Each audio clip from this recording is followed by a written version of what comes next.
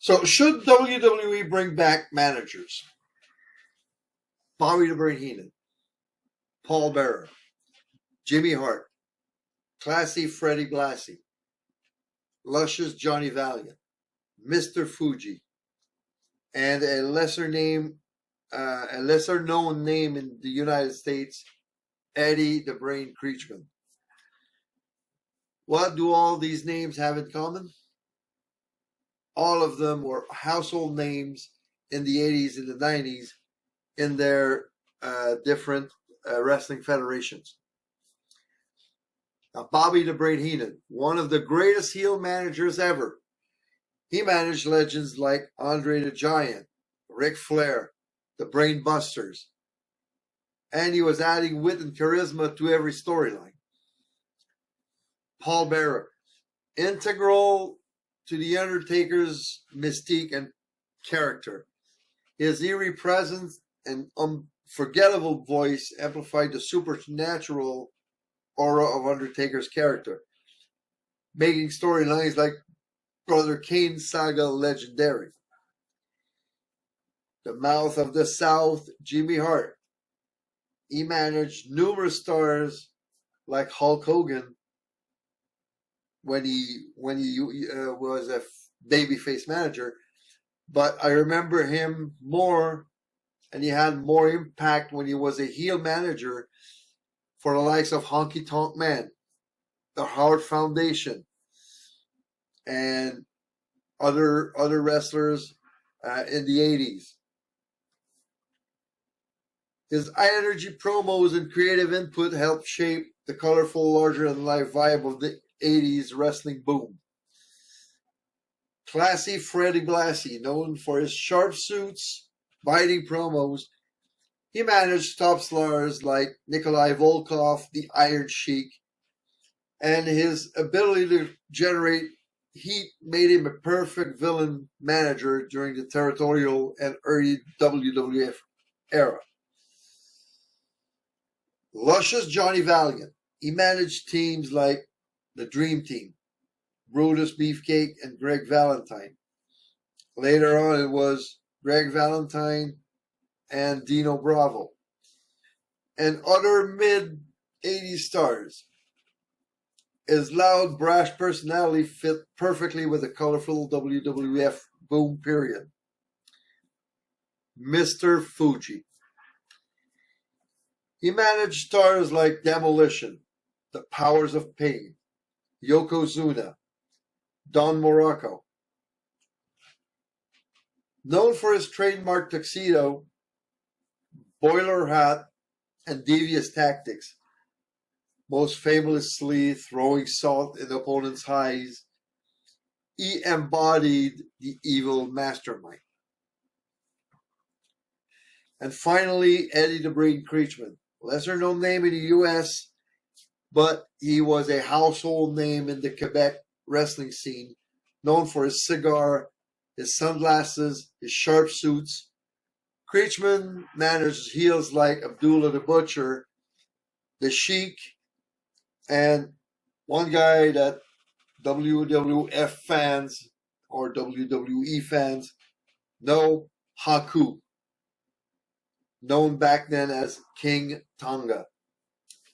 His promos in French and English made him a standout in the Quebec wrestling scene back in the 80s and start of the 90s. So why should WWE bring back managers? Well, for all the reasons I gave already when I described each managers that I had in the list I made, you're going to have more options to end matches without having somebody come in and interfere in the matches all the time.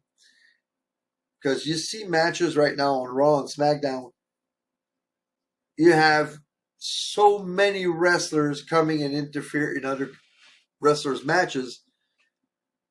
You can still make some, but you could eliminate a lot of them by having managers help their wrestlers win.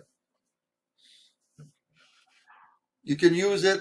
You can use them to give good technical wrestlers who are weaker on the microphone someone to talk for them.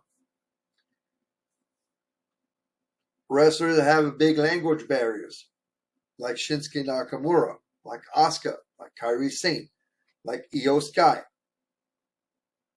or maybe a French-talking wrestler, or Julia, even Stephanie Vecker. Her English is becoming better and better, but she could benefit from having somebody talk for her.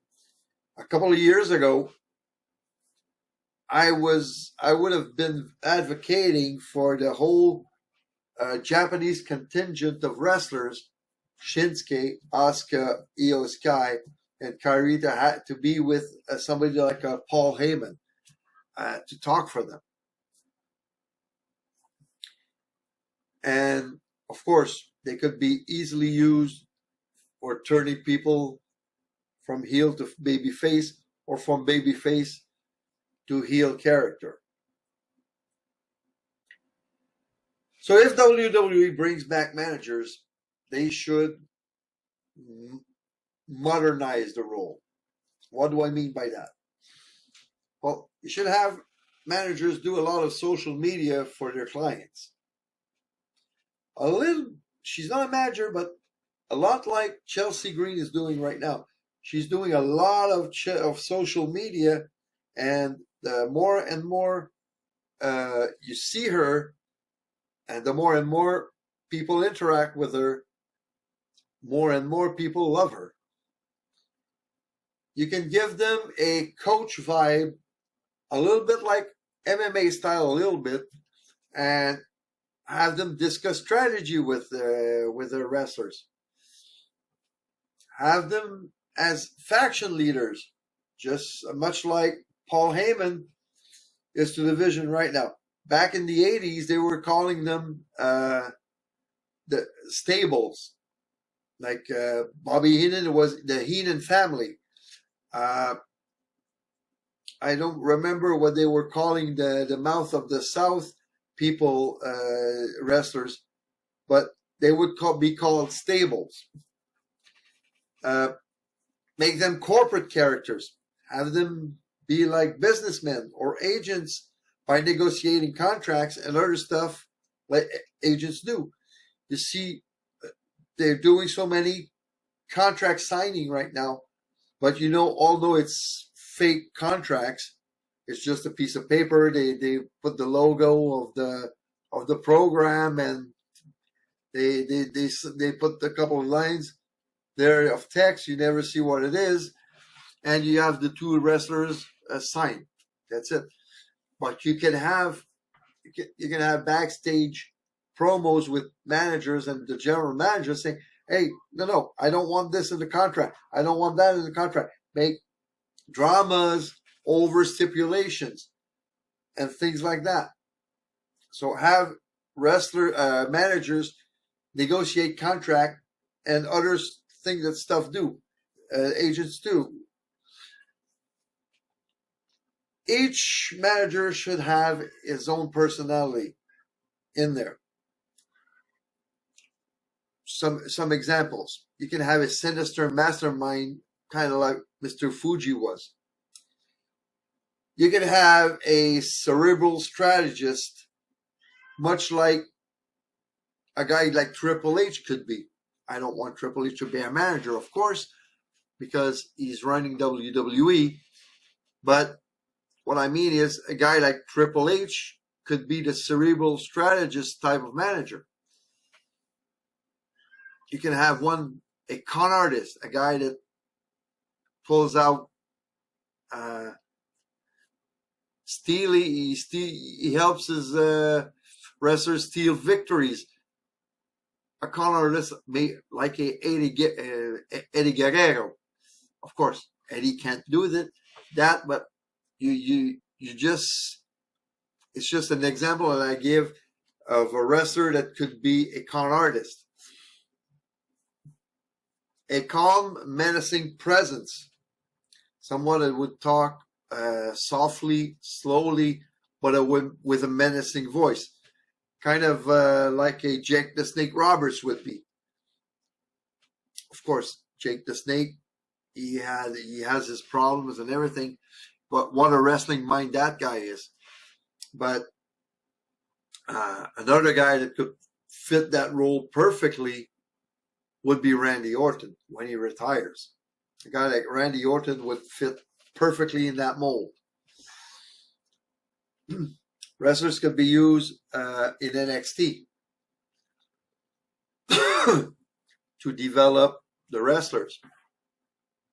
And you could even have manager versus manager rivalries. One baby face, one heel, or even two heel managers could butt heads. You never know. So who right now could be a manager right now or in the future when they retire from in-ring competition? A guy like Chris Jericho. Jericho is a master of reinvention and storytelling.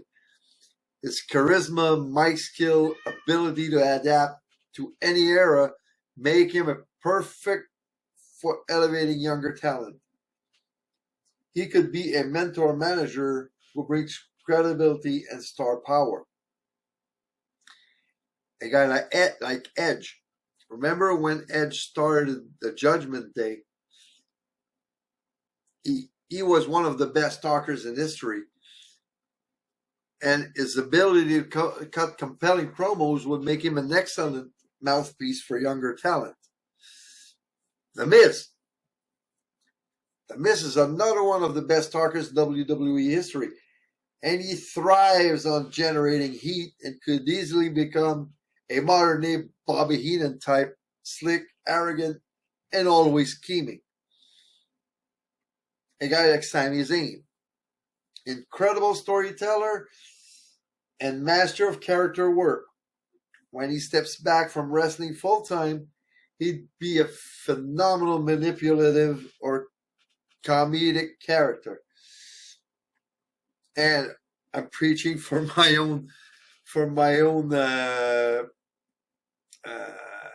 compadres or compatriots, but I think Kevin Owens has a natural gift for authentic promos and emotional storytelling.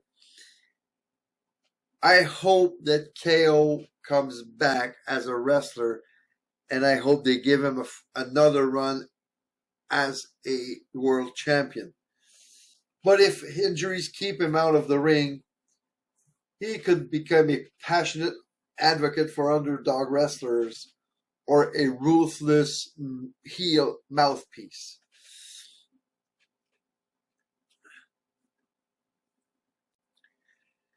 So in my opinion, managers would add a much needed layer in storytelling in WWE. And actually, they might already be starting to bring back managers in their storytelling. Right now we have, of course, Paul Heyman, who is a god on the mic, doing a fantastic job. He is not overshadowing his clients, but he still has a big presence on screen. Right now, he is the perfect example of what a manager should be. Right now, you got Zelina Vega. Although she's still active as a singles wrestler, I think she will have more of a managerial role with her husband, Aleister Black, right now and for the near future. We have Kiana James. Kind of the same situation as Zelina. She is currently managing Julia and is looking to expand her client list. So what do you think? Do you think that WWE should bring back full-time managers? I want to see your answers in the comments. So let's go to the booking room.